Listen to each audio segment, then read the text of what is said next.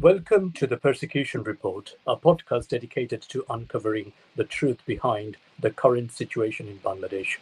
According to a number of human rights campaign groups, including Ain Shalish Kendro ASK, Manabadhikar Sanskritik Foundation MSF, and Mohila Porishad, Bangladesh has experienced a significant increase in violent crimes, particularly in the areas of murder, mugging, robbery, and mob violence.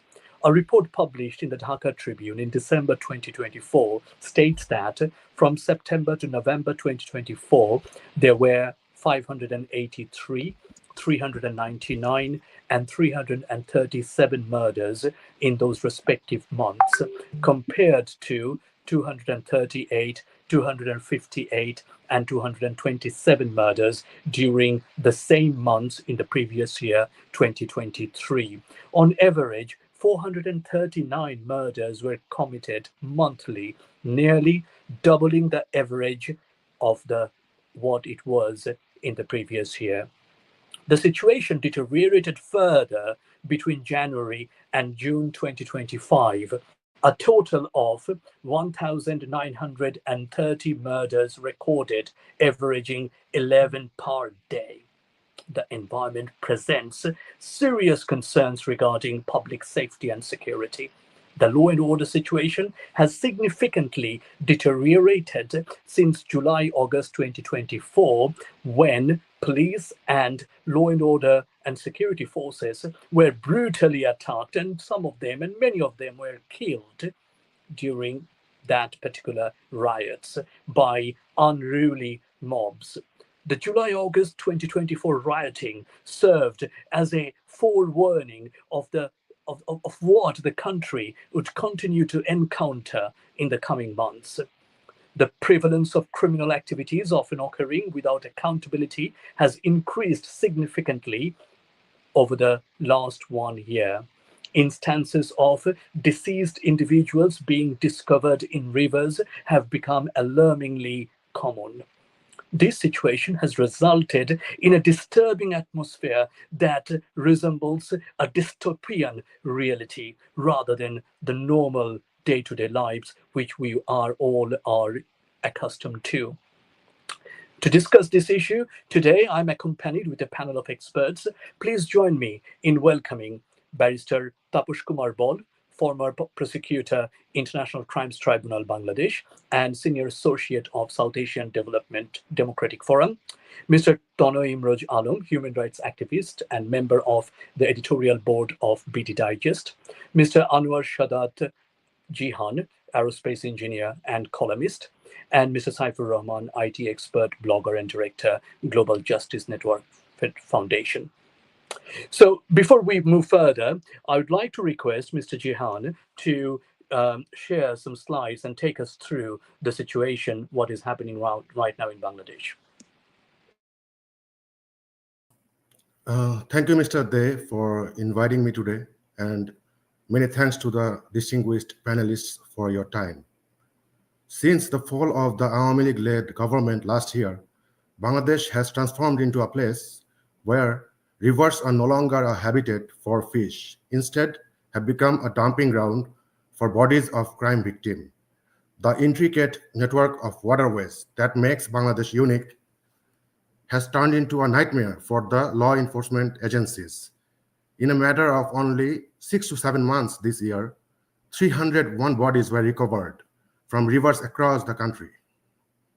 That means 43 bodies per month on average, just this year alone.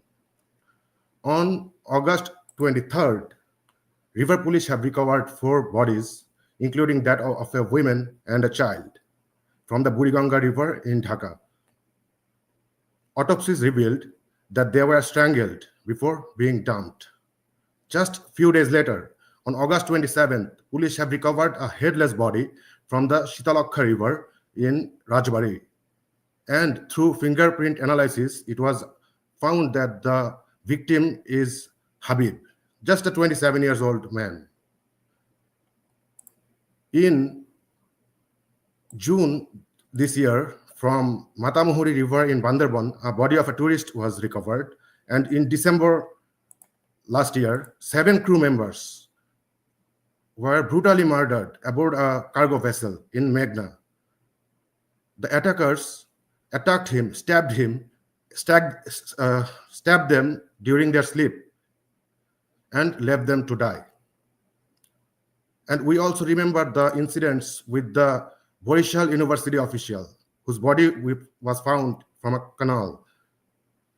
So if we look at all these incidents, these are not some isolated incidents. Rather, these are part of a very frightening pattern. What stands out the most is not the rising number of the bodies, but the gruesome nature of these crimes. If we look in April this year, another headless body was recovered from the Padma River, and the deceased was Jihad Sharkar. Beheading, stoning, killing with bricks and stones are becoming dangerously common in Bangladesh, resembling the brutality of the medieval age. Just 1.5 months back, the nation was shaken by the brutal death of Lan Chand, a trader in Dhaka, in broad daylight. The attackers not only attacked him with bricks and stones, they crushed his body, stripped him of his clothing, and even jumped on his body as he lay there dying. This is the sickness that we are seeing in Bangladesh today. And this sickness has reached to its extreme. Just a couple days back, we have seen it. An extremist Tawhidi mob violently stormed the grave of Nurul Haq. To his devotees, he is known as Nurul Pagla. They exhumed his body and set it on fire. After violently vandalizing his home, attacking his devotees, and resulting hundreds of those devotees being injured. This is also not an isolated incident. After the fall of the government last year in September, the valiant freedom fighter Moinuddin Badal's grave was vandalized in Chittagong. And there has been a rising trend of attacks against Sufi shrines all across the country. Some 40 plus Sufi shrines were attacked in a matter of 1 year. And we are seeing a collision between various religious sects of the society. If we take a look into the incidents at Hathajari yesterday. So these are all of these are not any isolated incidents. In Chief Advisor Yunus's Bangladesh today, in Nobel laureate Yunus's Bangladesh today, even the dead bodies don't have any dignity, don't have any security. Besides all this political victim of Yunus, the particular sector of society that is suffering the most is the journalists. Journalists across the country are facing unprecedented violence. On one hand, they are being jailed, and on the other, they are being attacked and killed for their work. On August 7th, a journalist named Asaduzzaman Tuhin, was hacked to death with a machete just because he filmed some armed man in Gazipur. And a days before that, another journalist named Anwar Hussain, he was attacked with bricks just because he reported on extortion. And August 22nd, if you recall that event, that the body of a veteran journalist, Bibhuranjan Sarkar, was recovered from the Meghna River. And allegedly, he received government intimidation prior to that, and also sent a final piece to a newspaper. So this is the situation of journalists right now in Bangladesh. And besides the journalists, the situation of women is equally alarming. Violence against women, including rape, has risen sharply. Just from the official data alone, some 4,293 cases have been lodged in a matter of 1 year. So if we look at all these incidents, it is clear that the law and order in Bangladesh is at its worst since 2008. Law enforcement agencies are broken, citizens are unprotected, and the rivers of Bangladesh are becoming tragically a mass grave. Whoever is watching this, I would like to thank you for your attention to this matter, and I'm looking forward to having a meaningful and honest discussion today. Thank you, Mr. Pei. Thank you very much, Mr. Jihan. That's been extremely insightful, at the same time tremendously concerning presentation. And on that note, I would now like to go to Barrister Ball to reflect on this particular situation. Do you think that this is? I mean, we may often say that in a developing country like Bangladesh, deteriorating law and order situation is not uncommon. But do you think, even by that standard, it is extraordinary? Over to you, Barrister Ball.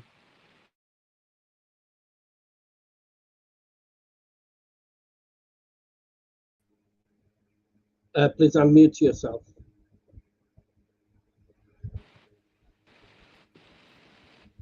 Thank you.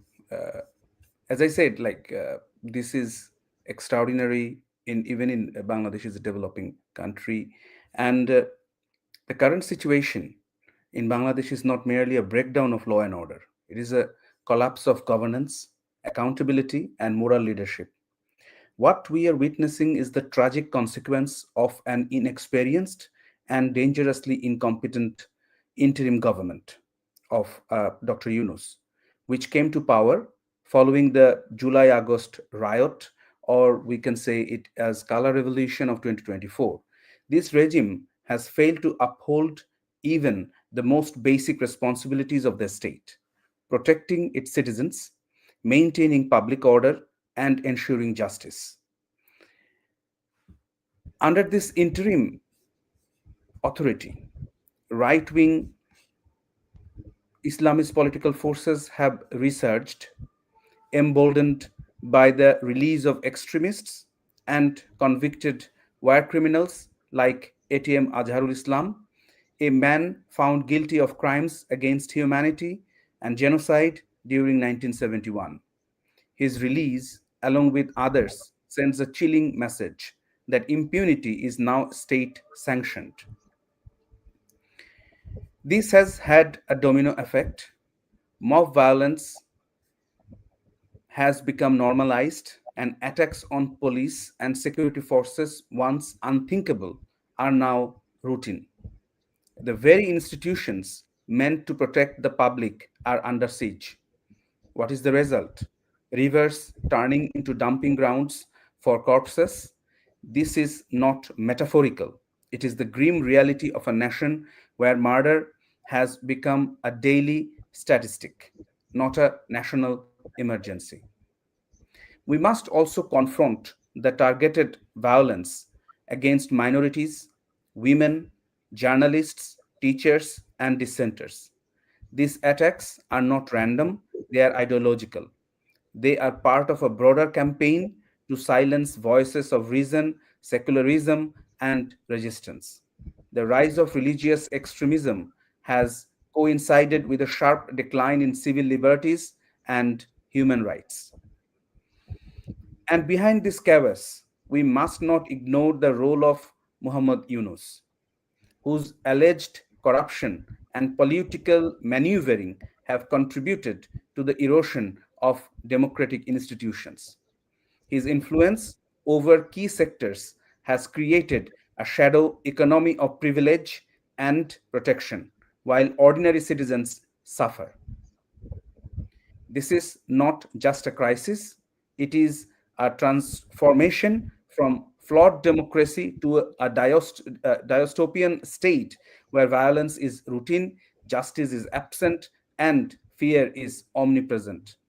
If Bangladesh is to recover, we must demand accountability from these interim regime, restore the rule of law, and dismantle the networks of extremism and corruption that have brought us to this brink. Over to you, Dada. Bidit, over to you. Thank you very much, Barrister Ball. That's, I mean, you have covered some very important areas. First of all, about incompetency of the government. At the same time, this culture of impunity that is being reflected across the administration and the way law and order situation is being dealt. But at the same time, you also mentioned about the release of convicted criminals, including war criminals, including the ones who committed crimes against humanity. And under these situations, I'll now come to Mr. Tanaim Roj about being a journalist, being involved in editing responsibility duties.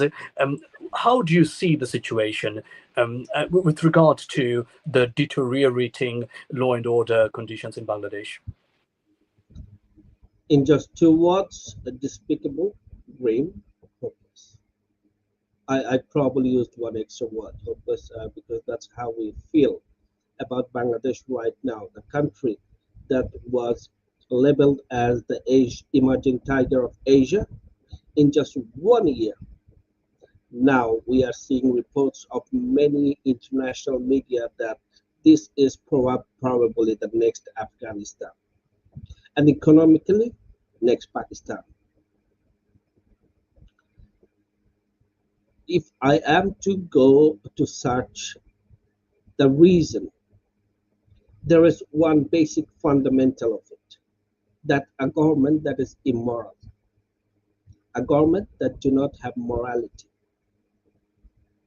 And here I disagree with Barrister Taposh Kanti Baul to some extent, that we are saying the government's experience, an inexperienced government. That is not the case, because when the past government left, they actually left a very experienced bureaucracy, institutions that are strong. We have a military force, armed force, 250,000. We have a police force that is 200,000, although their morals were extremely broken as they were killed and murdered by the extremists. Now, if we are to examine what's exactly happening in Bangladesh, let's first examine who are doing this. Let's examine the events of past 2 days in Bangladesh. As you know, in Bangladesh, 90% people are Muslims, and Islam came to the land of Bengal through Sufis.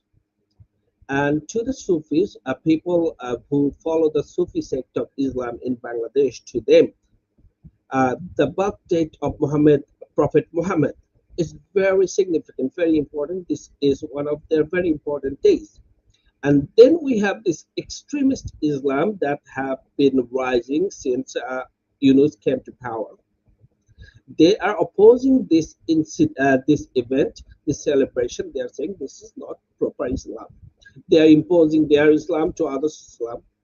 It's the religious intolerance we see in the extremist sect. That's exactly what we are doing in the past 2 days. These extremist Islamists, they're attacking those Sufi Islamists. Their shrines have been broken, and gruesome of all, despicable, that a person, a Sufi saint, was dug out of his final resting place, beaten. A dead body is beaten in broad daylight in front of law and order agencies, and then the body was burnt. Who did this? These are the people, these extremists. We have been reporting, international media have been reporting, that since Muhammad Yunus came to power, he gave indemnity to the terrorists. Under his rule, Hizb ut-Tahrir, an international organization, is a terrorist organization, is organizing rallies in public in Bangladesh. That never happened before in the past 16 years. Terrorists like Jasmuddin Rahmani, we know him very well, has been released. scores of terrorist jihadists have been released, and these are the people with indemnity and with impunity are doing these despicable crimes. Thank you very much, Mr. Tano Imroj. That's again very grim indeed.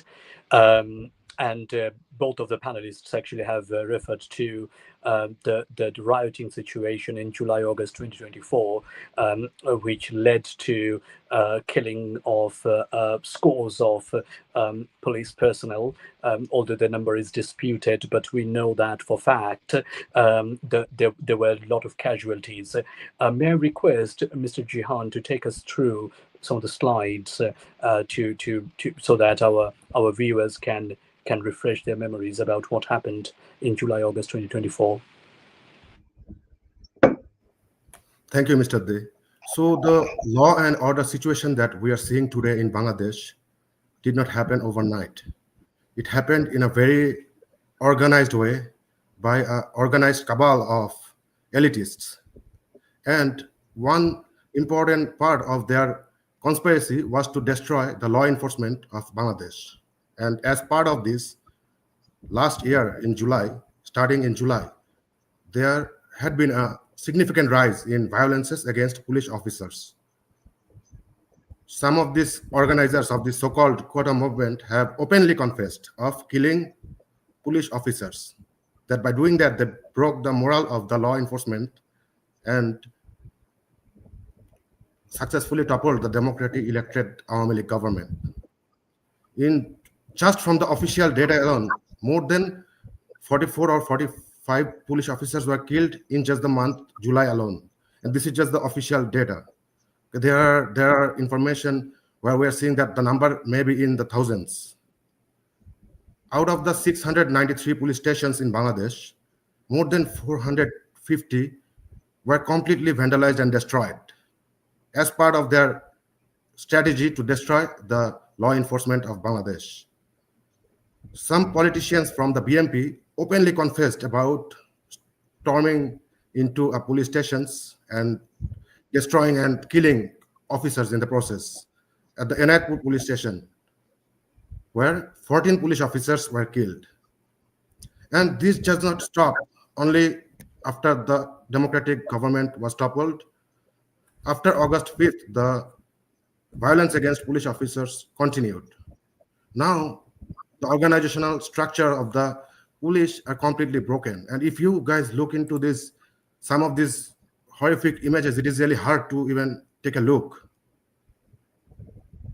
All these are photos from officers being killed by violent mobs. We have seen bodies like an animal being hung from overbridge at Raya Bazaar. Even a pregnant police officer who was begging for her life was not spared. It was their grudge against a rising Bangladesh, the emerging tiger that Mr. Tonoy appropriately said. And successfully, they were able to completely destroy the overall police structures in Bangladesh. Now there is no organizational structures. Now they're hiring police officers from extremist organizations, from extremist background without proper vetting. And all this come from this violence against police officers in July. Thank you, Mr. Dey. Thank you. So what you can see, viewers, here, that at one side, a police and law enforcing agency, which was functioning well, has been completely demoralized. The institution has been near to the verge of destruction. And on the other side, we're also seeing that there is a simultaneous effort to corrupting the same agency, and which is being reflected on some of the recent development. Multiple international community organizations have already criticized Mohammad Yunus's regime for either enabling or continuing human rights violations. If I may just focus on few kind of incidents, there is a particular pattern of abuse within police custody. At least 17 individuals died in custody during the police operations only in this year, and 4 of them died in Bogra within 29 days. There is also an effort of weaponizing the custody. And at the same time, we know that dubious cases have been filed against politicians, against lawyers, students, cultural activists, journalists, you name it. Whoever stands against the government, whoever raises their voice, will have serious persecution and consequences. So when we are talking about it, we see that there is a concern about human rights violations and the dead bodies being floated, dead bodies being dumped in rivers. Also, is an emblematic of this deteriorating human rights situation in Bangladesh. We are fortunate to have some very experienced human rights campaigners here, Professor Sir Barrister Ball, Mr. Tono Imroj, and Mr. Saifur Rahman. All of them have had significant experience of campaigning for human rights. May I start with Barrister Ball to make a reflection on this issue, and then I'll go to Mr. Saifur Rahman. Barrister Ball, please. Thank you for the question. The situation that is narrated when I was watching the slides, they are very disturbing. The disturbing trend of bodies being dumped in rivers, according to presentation, graves being exhumed and burned, and the normalization of mob violence is not just a breakdown of law and order. It is the symptom of a more profound human rights crisis unfolding under the interim government led by Mohammad Yunus. At the heart of this crisis is impunity. Perpetrators of violence, whether political mobs, religious extremists, or state actors, are not only escaping justice, they are often being protected or enabled by the regime. The politicization of the judiciary, the administration, and even the election commission has created an environment where victims have no recourse. They don't enjoy neutrality, and dissenters are criminalized. Let me begin with the case of journalist Monjurul Alam Panna, and Professor Sheikh Hafizur Rahman Karjun, my teacher, who were violently attacked during a peaceful discussion on the 1971 Liberation War. Instead of protecting them, the police arrested them under the draconian Anti-Terrorism Act. They were dragged to the court. The court denied them bail and subjected them to degrading treatment in custody in front of the judge. In Bangladesh and international watchdogs have condemned these as arbitrary detention and a violation of international law. Which these whole incidents are already, well reported in different international news portals. And this is not an isolated incident. The Jatiyo Party's central office was set on fire twice in last 10 days, with mobs chanting slogans and demanding its ban. The police response was delayed and no serious investigation followed. This is emblematic of the mob rule that has replaced institutional governance. I would like to intervene for a minute. Right. It is not right that it was not investigated. It was investigated, and we have seen the senior government ministers, who are called advisors these days, are the stakeholders of the government.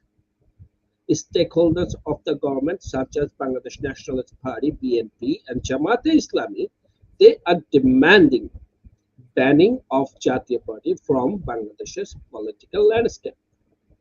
So these are the victims. We have seen this. This is a pattern we are seeing, that someone, for extortion or any other reason, the Yunus supporters, especially the members of the Bangladesh Nationalist Party, BNP, or Jamaat-e-Islami, or other Islamist party, they would beat up a victim, which is mob. We have seen 637 mob lynching, 637, I mean, when like 5 or 10 is like a law, like a massive number for any country with the rule of law in any part of the world. We have seen 637 in 1 year mobility. So what happens? These BNP and Jamaat Islam activists, Yunus's people, they go, they beat up someone, and after, when police come, the victim goes to the custody. The perpetrators are released. This is a pattern we are seeing in Bangladesh. And any investigation by any media would say that there are hundreds of reports of that. Thank you. Thank you. Now, thank you. You have rightly intervened, and I completely agree with you that the rise of Islamic forces in Bangladesh has led to this. If you analyze the last and whatever I'm going to say next, the common analysis of everything is that the moment Awami League left the scenario, I mean, Awami League was forced to leave the scenario, then after this, they are fighting, these forces are fighting between themselves for control of Bangladesh. Look at what happened in Hathajari and even in other shrines and other places. Everywhere, actually, people want to take control. So I will get back to the situation in Bangladesh, and I will start from where I left. That is, places of worship have not been spared. Since August 2024, over 105 Sufi shrines, which you've just said, have been destroyed by extremist groups like Hizbut Tahrir and Jamaati Islami. The interim government has made only 23 arrests, despite widespread destruction and threats to millions of Sufi followers. The silence of the regime is not neutrality, it is complicity. I also want to mention the attacks on the Ahmadiyyas, not only in Dhaka, but also in other districts. In a widespread angle, their shrines and places of worship are also attacked. Both religion and ethnic minorities are under siege in Bangladesh. According to the Bangladesh Hindu Buddhist Christian Unity Council, 2,442 incidents of violence against minorities were recorded between August 2024 and June 2025. These include murders, rapes, forced evictions, and destruction of temples. Minority leaders have been excluded from reform commissions, and their calls for justice have been ignored. Take the case of Chinmoy Krishna Prabhu, a revered Hindu monk. He was arrested on November on false sedition charges, denied bail multiple times, and subjected to a coordinated crackdown in Chittagong. His arrest was based on fabricated evidence, and Islamist lawyers obstructed his legal representation. This is a textbook case of state-sponsored persecution. If you remember, the lawyers of Chittagong Bar Association who supported Chinmoy Prabhu's case, they were tortured, they were threatened by the Islamic forces. Still, a lot of lawyers are running or are not living even in their homes because of this. Even prominent figures are not safe in Bangladesh. Barrister Rumin Farhana, for example, was attacked at the Election Commission during a boundary hearing. The Election Commission failed to intervene, and the incident was politicized rather than investigated. This reflects the collapse of institutional neutrality. Even the laws that are being proposed by the Election Commission recently regarding boundary and who cannot participate and who can participate says us that this institution is totally politicized right now. Professor Abul Barkat, a respected economist and minority rights advocate, was arrested in a late night raid. Though the government claims it was a corruption case, many see it as a political vendetta for his outspoken criticism of extremism and his advocacy for Hindu rights. We still don't know that in which situation he is living in the prison.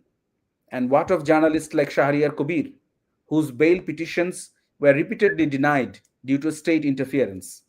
Their detention is not about law, it is about silencing truth. On that note, Professor Bola, if I may interject here, Please. that there is a particular pattern here you can see between, particularly between Mr. Shahriar Kabir and Professor Barakat. Both were vocal against religious extremist groups, particularly, if I may be very clear about it, Jamaat-e-Islami. Did you see that there's a clear sort of provocation and influence by the largest Islamist party in Bangladesh, which is Jamaat-e-Islami? Absolutely. I also want to mention about Mr. Kolimullah, who was a former vice chancellor of a renowned university, right, Rokia University in Rangpur.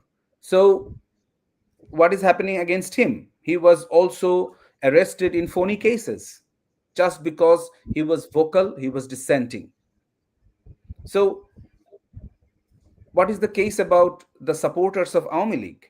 Thousands of cases have been filed against them, the leaders, many of them politically motivated, and most of them are actually. The Human Rights Watch report confirms that over 92,000 people were charged and 8,600 were arrested in a single crackdown. Yet, security forces responsible for past abuses remain untouched, and the Rapid Action Battalion continues to operate without reform. Even today, I read that they were arresting a businessman illegally when all the people were just, attacked them, and then that businessman was released. Look at the UN report.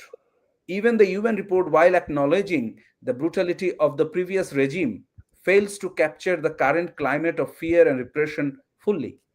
It praises the interim government's cooperation, but overlooks the selective justice and cherry picking of human rights narratives. The government uses terms like fascism to deflect criticism and delegitimize dissent while continuing its own authoritarian practices. That's why UN report is also not acceptable, and it was a biased report. In closing, this is not just a law and order issue. It is a human rights emergency. As the title suggests, the rivers filled with corpses, the shrines reduced to ashes, the journalists behind bars. These are not isolated tragedies, I would say. There is a pattern. They are the consequence of a regime that has politicized justice, weaponized fear, and abandoned its duty to protect its people. This is time when we must demand accountability, not just for the past, but for the present. And we must ensure that Bangladesh does not become a graveyard of democracy, truth, and human dignity. Thank you. Over to you. Thank you, Barrister Ball. So from the discussion, we can see that there are persistent and coordinated attacks on minority groups, their places of worship. Muslim shrines, in particular, have been under severe attack, alongside a troubling rise in violence against women and the members of the third gender. So it is evident that human rights situation in Bangladesh is at its worst level ever experienced. The current law and order exemplify that the government is attempting to suppress and stifle and muzzle the voices or any dissent that comes their way, and marginalize minority communities, and at the same time they are actually pandering to religious extremist groups. But also this is coinciding with a general sense of anarchy. People feel a lack of security because there are anarchy everywhere. Mob violence is erupting everywhere. Every day we get to know about stories about mob violence. So on that note, I would like to request Mr. Saifur Rahman to take us through, because he is a campaigner of human rights. And how do you see the anarchies unfolding in Bangladesh? Yeah, thank you. Thank you. It's really a pleasure to be here. Thank you for the invitation. Let me dive into the matter and the reality according to what we hear from different sources who are currently living in Bangladesh. If we look at Bangladesh over the past year, from August 2024 to now, It's honestly been chaos. I mean, the numbers are really, really shocking. Over 600 people killed in mob violence, lynching happening almost every other week. Even police officers were not spared. According to Aino Shalish Kenro, they have confirmed close to 180 deaths, and that's just what they could verify in last few months. So what's really going on there? Well, here's the ugly truth. The so-called interim government, which was supposed to stay neutral and bring stability to the country, is actually playing politics. They have cozied up with BNP, Jamaat, and the newly formed NCP. These are the same groups that fueled last year's street anarchy, and now somehow they're just untouchable. Some of their leaders even sit in advisory positions. Imagine that the people who tore On up that law and order. note, Yes.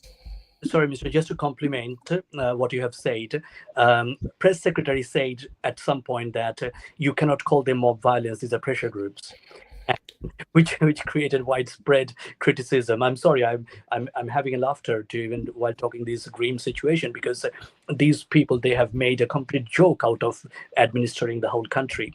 And recently, one of the advisors who was also a student leader, supposedly student or self-proclaimed student leader, Asif Mahmood, said that you cannot call mob violence because they are legitimate protesters who actually vandalized Jatiyo Party office. So yes, just to add to what you were saying, that there are concrete evidence to support your claim Exactly. that this is Uh, patronized by the government. And exactly. That's what I was about to say. I also like to add another point here that Muhammad Yunus himself once said that the minorities are attacked, the minorities are tortured, minorities are persecuted because they are known as Awami League supporters.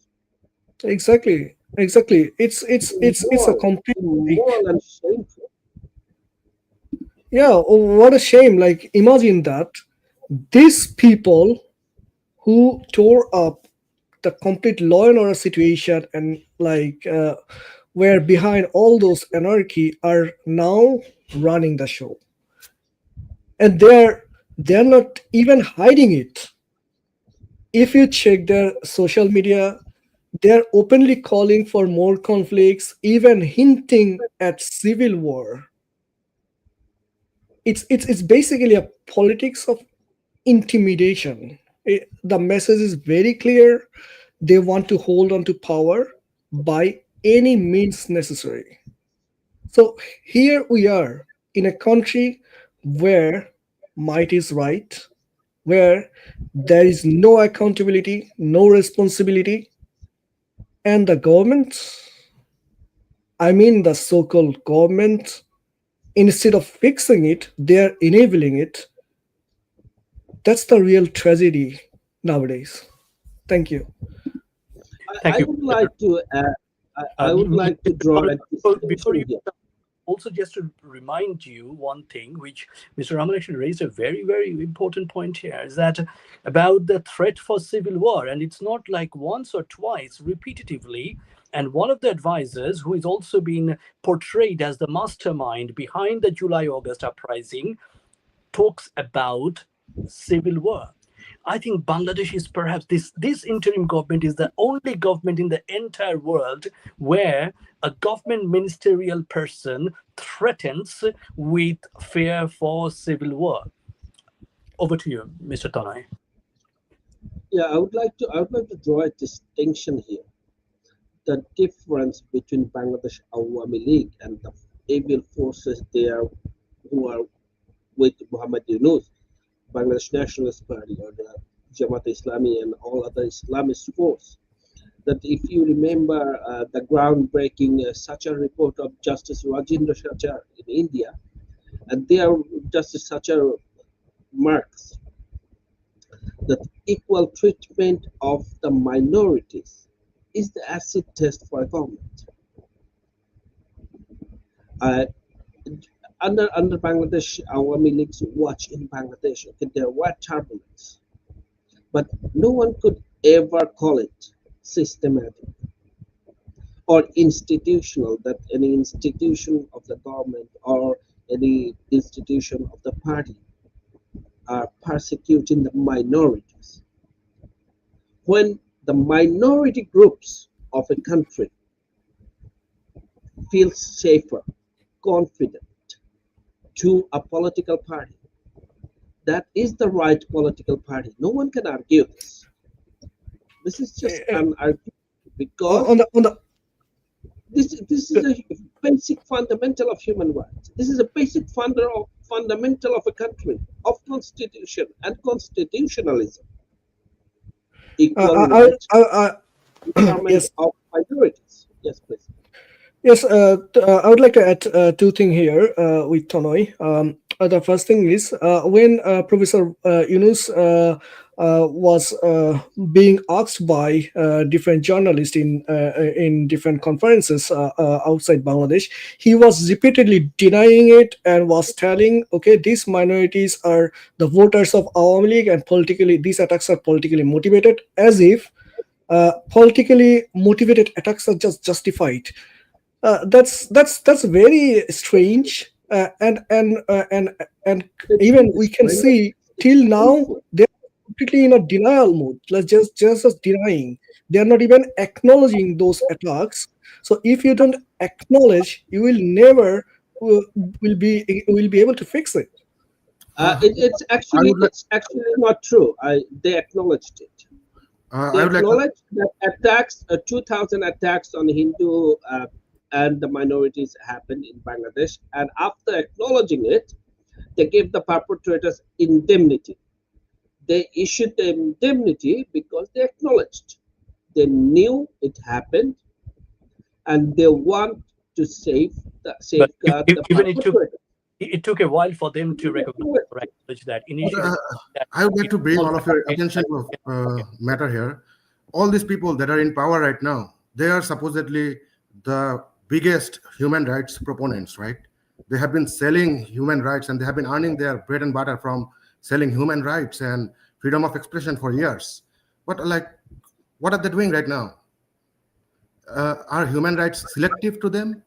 Or what is the definition of human rights to them? Is That's really what I said, that they're not only selective, they're cherry picking whenever they are providing or acknowledge in case of acknowledging. For example, they would have totally disowned the incidents that took place against the religious minorities in Bangladesh and ethnic minorities. But since it was widespread and reported in international media, that's why they couldn't deny it. But as Mr. Tonoy has just rightly said, that they just provided impunity, which is not only unconstitutional, which is totally against international law. And if I you will see, just yeah, sorry, sorry. I will just say one thing, that why we are saying that these uprising is not spontaneous, because Yunus and his cohorts, they are repeatedly saying that this is meticulously designed. Even Jamaat, Hizbut Tahrir, and other Islamist forces, whenever they are talking, they are bragging that this was deeply planned and they started the planning quite early. And even they had foreign investment for this and lobbyist groups. and lobbyist groups, and they had designed in a way like USAID. This is not, we can say it loudly, right? That USAID provided fund to the, like, their favorite artists, their favorite journalists, authors, and column writers, so that they can put it in front of the young people and totally misled them about the Awami League government. Now, the 1971 is in crisis. Women, minority, everyone, single one of them in crisis. Even people like Barrister Rumin Farhana, who were dire critic of Awami League government, she was forced to say that she never felt insecure in last 15 years. So much, yeah. So much. As we know, the Democratic Party of the United States, who were in power at that time, had a very good connection with Muhammad Yunus, and it was easy for him to mislead the Democrats. I would not necessarily say that the United States wanted to harm Bangladesh or wants to harm Bangladesh. It is probably not the intention. They thought, okay, we are going to bring back democracy in the country. But Bangladesh already had democracy. It may not be perfect, but we had rule of law. We had dream. We were prosperous. And here I would like to add one point, which I add every now and then. That is a telltale sign of terrorism. Like you have seen Palmyra, you have seen like in Taliban control Afghanistan, the Bamians.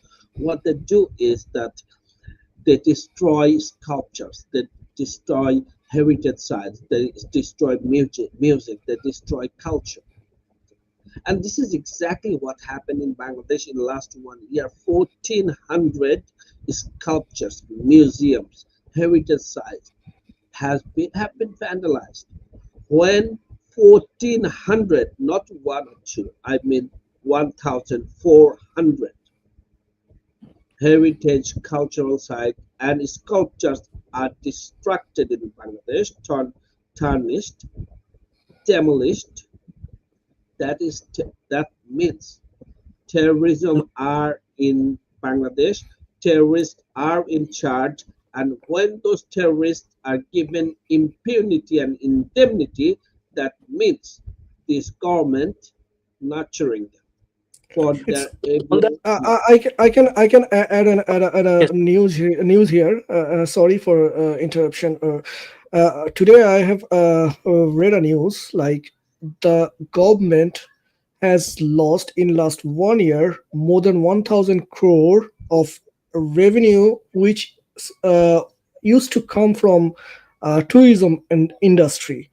That means the international tourists are not feeling safe to visit Bangladesh anymore. even local tourists don't feel safe to travel across the Yeah, country. exactly. And Yeah. various countries are closing their doors for the Bangladeshis. Every month, a Very new true. country is stopping visas. Yeah, and that is if you severely want to see, if you want to know what's happening in the tourism sector in Bangladesh, you have to go to Chandranath Pahar. As we know, Chandranath Pahar in Chitakunda, Chittagong, is one of the holiest places of the Hindu religious follower in Bangladesh, and and also a tourist spot, hotspot, because of that holy place. It's not the Hindus, the Muslims are going there too. The past 1 year, what we are hearing is that the Muslim fundamentalists like Mufti Harun Hijahar, who was in jail under our government, is saying there is going to be a mosque in the holy place of the Hindus. And this is a tourist site. Okay, which tourist is going to be there and when in a you talk private about place like that? vandalizing sculptures, all obviously a result of mob violence. So when mob violence happened, and Saifur Rahman actually provided the stats of more than 600 mob violences took place across the country in just 1 year, and the security forces didn't act at all. And then what we saw in Gopalganj, when they were standing up against Army League activists, the security forces opened fire, and that led to 5 or 6 casualties. So again, it goes back to what Barrister Ball also mentioned about the selective application of law enforcement. So which means that effectively the law enforcement agencies are capable, or they can go to very large extent, but they won't do unless there is a political decision behind it. Do you agree with that? I agree completely about Definitely. politics There side. is no point of disagreement here. Yeah. Right Also, now let's in let's not Bangladesh, forget. Let's not forget, Bangladeshi law and order enforcement agencies are trained by FBI and British MI6, and their law enforcement of the agencies, like Europeans and Australians, Americans, British, everyone trained the Bangladeshi law enforcement agencies. The past 16 years, Bangladesh invested so much into it that building a professional and capable law enforcement agencies. We have seen that. Like, this country didn't become prosperous for no reason. It's a country of 144,000 square kilometers, very small land area, and 168 million people, a large amount of people, with very limited resources, and still we become prosperous because we built it in the last 16 years. We took help from it. I want to add one thing is people always the time claim that in Awami League time, only Awami League people were appointed in the government jobs, including police and others. But look at the reality. Where are these Jamaat administrative officers are coming from? Where are these Jamaat army officers, police constables, police officers are coming from? Right? Jamaat teachers are coming from. Where are they coming from? Jamaat students are coming from. So this is, I mean, people, there could be only two explanations. One is they were hiding and they were portraying themselves, or there could be a really good recruiting system, right, in Bangladesh, which was really neutral, that did not actually judge people on the basis of their political beliefs, on the basis of their religion, or whatever. Any of the primordial factors were not taken into consideration. So that is what I wanted to add. Thank you. Thank you very much, gentlemen. Thanks for taking part in this discussion. Dear viewers, the ongoing concern revolves around identifying effective remedies and determining the future trajectory of Bangladesh. Currently, there appears to be, as our panelists were alluding to, a significant lack of accountability. There is no individuals, no entities who would assume responsibility for the prevailing issues. The nation seems to lack both decisive leadership, at the same time coordinated and orchestrated strategic decision and direction. Consequently, one must consider that the expectation is that this regime needs to be pressurized by international communities. We already have noticed many international journalists, political leaders, and human rights activists have raised their concern about the ongoing human rights issues and the brutality and the incompetency of the current regime. While that is there, we also would expect that more pressure should come along so that the interim government, the current interim government led by Mohammed Yunus, makes decisive and immediate actions to stop human rights violations, to stop murders, and enhance the law and order and improve the law and order situation. That's all from me for today. Stay well, stay safe, and take the very best care of yourself. Thank you. Until next time, this is Bidit Day signing off. Thank you very much.